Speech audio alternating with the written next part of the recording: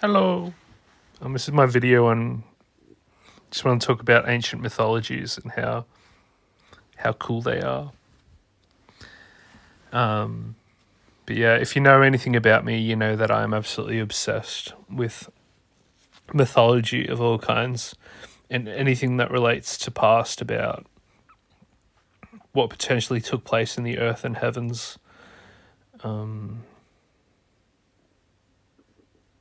As a result to where we're at, you know. And myth is being written every day. Myth is a constant.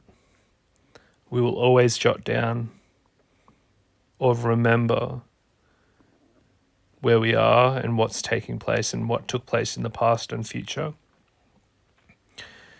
Yeah, and myth is like what our characters write down to remember things later. But I want to talk about Geb and Nut, just in celebration of my album that's just been finished in the last couple of days. Sorry about my itchy nose and face. The myth of Geb and Nut was awesome because, well, there was the sun god Ra. Ra was on the throne at the time, and from Ra came Geb and Nut. They were his two of his children, and Geb and Nut were brother and sister, obviously. But they found each other super attractive, and they couldn't stop having sex with each other. Geb was frequently seen with a boner all the time. Like, he was just laying there with a boner. Like, he was always down the fuck Nut. And Geb and Nut would bang so much that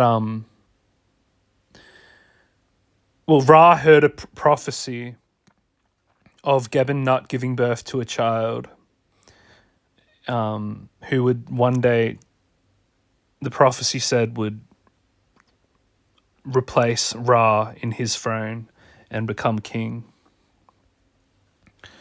Like the king above all. And what Ra did was he decided, no, that's not happening. And he told Nut that she can't give birth on any day of the week. I mean, on any day of the year for eternity. Like, that was the new rule. And Nut was really displeased with this and hated it. And she was like, fuck this shit. So what she did was she went to a different god. I can't remember who it was for some reason. And she asked, is there anything, like, can you add like a new day so I can give birth on that day that isn't part of the 360 days of the year? And then some other god came and said, I can do it. I'll give you 5 days. And Nut and Geb actually had children Nut gave birth to children on every day of those 5 days. And 2 of those children were Isis and Osiris.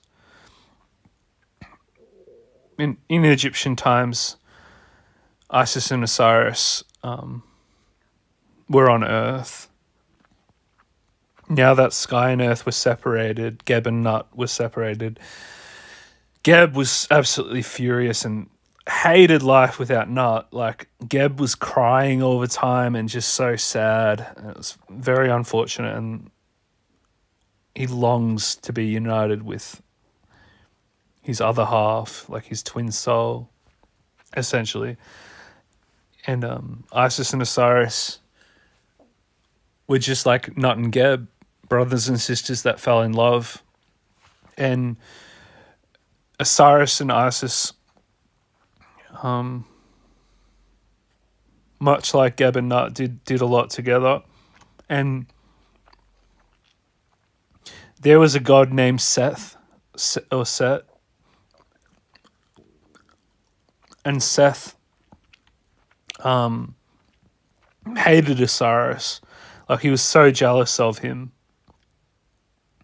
He was so, like, envious, and he actually hated him a lot. And because Seth actually wanted to take Ra's place on the throne. And Seth knew that if he killed Osiris, because I think Seth was one of Geb and Nut's kids. I could be wrong about that. It's either that or he's Ra's. I don't know, something. But Seth decided if he can kill Osiris, he can take Ra's throne and be king of the world or whatever. So what happened was Seth decided to devise a plan to get like a box made, like a specifically sized box that only Osiris would fit in. Like he snuck into Osiris and Isis's room while they were sleeping and measured Osiris's body. Found him to be so-and-so measurements. So he made a box that would fit only Osiris.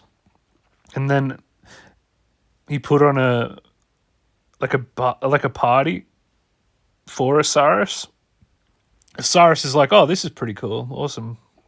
We'll go to that. So at one point in the party, they're chilling, and then Seth's going, oh, this is the highlight of the party. Let's do this. And then he gets everyone to kind of take it in turns of getting into the box. So one person does it, doesn't fit. Another person does it, doesn't fit. Eventually he's like, oh, Osiris, it's your turn. Osiris gets in the box, and then Seth closes the lid. And eventually he takes the box and he drops it into the Nile River. And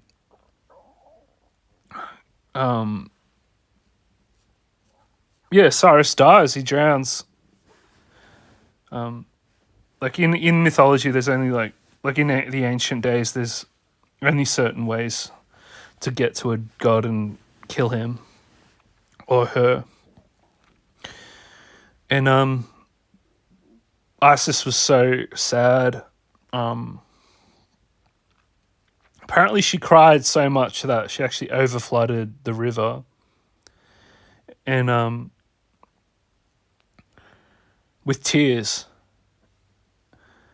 Eventually she found the box, she brought it back up to the surface and opened it, and Osiris was dead, unfortunately. So she takes the body out, she puts it in some long, tall grass, kind of by the side of the Nile River. And then she devises a plan to kind of bring Osiris back to life, to heal him from death, because she loved him so much.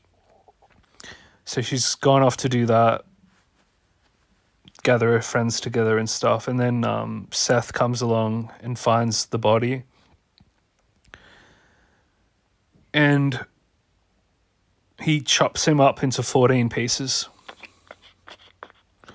Cuts him up into bits and pieces, and then scatters him across Egypt in specific locations. And Isis is like, where's he gone? What the fuck? And then she turns into a bird and like flies across Egypt and sees like eventually sees his like body parts and gets the 14 pieces and puts them back together.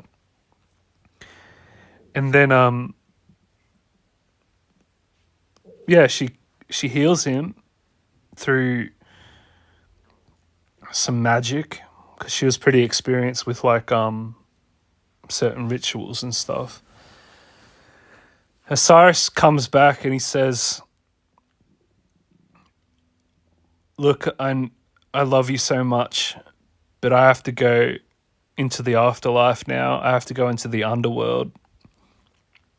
It's just a part of the deal. It's what happens. It's part of the rules at the time." So Osiris goes into the underworld, and eventually he becomes king of the underworld. He overcomes everything that the underworld throws at him. He's been through like every life you can think of and overcomes it. And this is getting to like a little bit of a belief system of mine, which I will go into detail in a sec, and be ready because it's quite a nuts kind of schizophrenic idea. But while that's happening, Seth and Osiris and Isis' son Horus kind of go into battle, and Horus and Seth have become like rivals at this point. Like they hate each other, and I can't remember if it's like Horus removes one or he removes both of. Seth removes one or both of Horus's eyes, and that's where we get the Eye of Horus, like this symbol of life. But he takes Horus's eye or whatever out, and then I think Horus defeats Seth in battle. But what he does, no, Horus's eye magically rejuvenates itself and comes back. So he's got this eye, just whatever, and he says, "I'm going to give this to Osiris." And I can't remember the specific words they used in the text, but it's like, to sustain Osiris, I'm going to give this eye to Osiris. And here's my idea. I think we are literally living inside the Eye of Horus. I think the universe as we know it is the Eye of Horus. And I think everything that goes on in here is to, well, it's destructive and it's crazy and it's body parts in space, floating hearts in space, no gravity in space, just floating body parts, and gods of like the friggin' Jupiter with a vagina, and like just turtles beyond turtles all the way up and down and around, and like the earth is just a giant carcass. And like I'm heavily inspired by Mud Fossil University. He's the only guy that's looking into this, and this is why I like him so much, because he's not afraid to tell the truth and like go into some really nitty gritty. And when you realize that rocks are pretty much body parts that were caused from the Great Flood, and that giants were at one point so big, and the battles that took place in heaven and earth left remains everywhere. The flood, the Great Flood in the Bible, pretty much wrecked the whole earth and caused everything to drown. And then Venus, this is written about in the ancient text too, Venus came by earth, and it was so scorchingly hot that it boiled the water, and it was boiling for however long, and silicon literally came up from the bottom of the ocean and covered everything and kind of like fossiled it. And that's where we get this idea of mud fossils from, like covered the body parts. But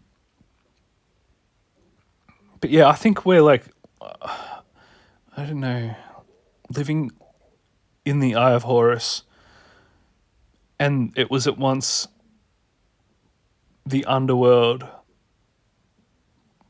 but Osiris is being sustained, you know, like Osiris is here. This is my story of mythology. Subscribe for more, baby. 600 subscribers by the end of 2028.